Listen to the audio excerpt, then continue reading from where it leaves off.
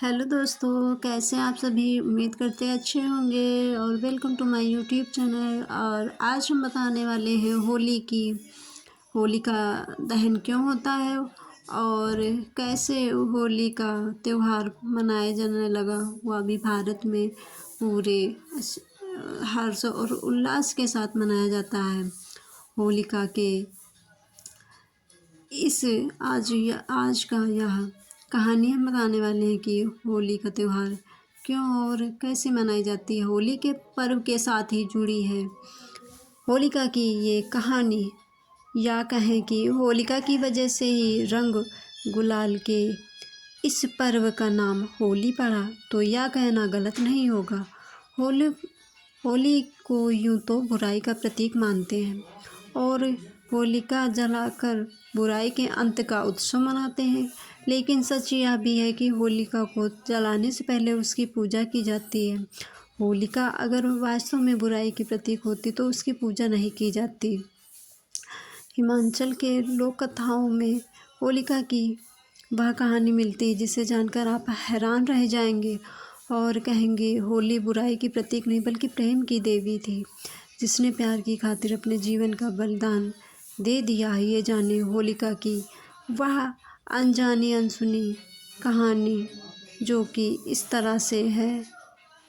होलिका राक्षस कुल के महाराज हिरण्यकश्यप की बहन थी। यह अग्निदेव की उपासक थी।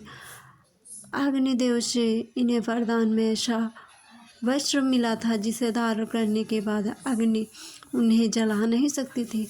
बस इसी बात के चलते हिरण्यकश्यप ने उन्हें यह आदेश दिया कि वह उनके पुत्र प्रहलाद यानी कि होलिका के भतीजे को लेकर हवन कुंड में बैठे। भाई के इस आदेश का पालन करने के लिए वह प्रहलाद को लेकर अग्निकुंड में बैठ गए। इसके बाद ईश्वर की कृपा से इतनी तेज हवा चली कि वह वस्त्र होलिका के शरीर से उड़कर भक्त प्रहलाद की शरीर पर गिर गया। इससे प्रहलाद तो बच गया, लेकिन होलिका जलकर भस्म हो गई। लेकिन होलिका के अग्नि में बैठने के पीछे जो कथा है उसे हम लोग ही जानते हैं। कथा के अनुसार होलिका इलोजी नाम के राजकुमार से प्रेम करती थी। इन दोनों ने विवाह की योजना भी बना ली थी। फाल्गुन माह पूर्णिमा के दिन इलोजी बारात लेकर होलिका से विवाह करने वाला था, लेकिन किस्मत को कुछ और मंजूर था। हिरण्यकश्यप ने होलिका को आदेश दिया कि वह प्रहलाद को अपनी गोद में लेकर चिता पर बैठ जाए। अग्निदेव के वरदान के कारण में कुछ नहीं होगा, लेकिन प्रहलाद जल जाएगा।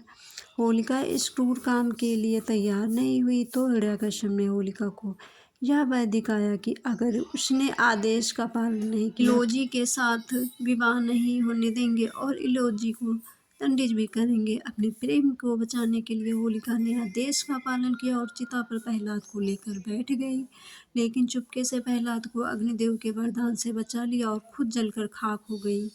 इलोजी इन सब बातों से अनजान जब होलिका से विवाह करने बारात लेकर आया तो सामने होलिका की राख देखकर व्याकुल उठा और हताश होकर वन में चला गया।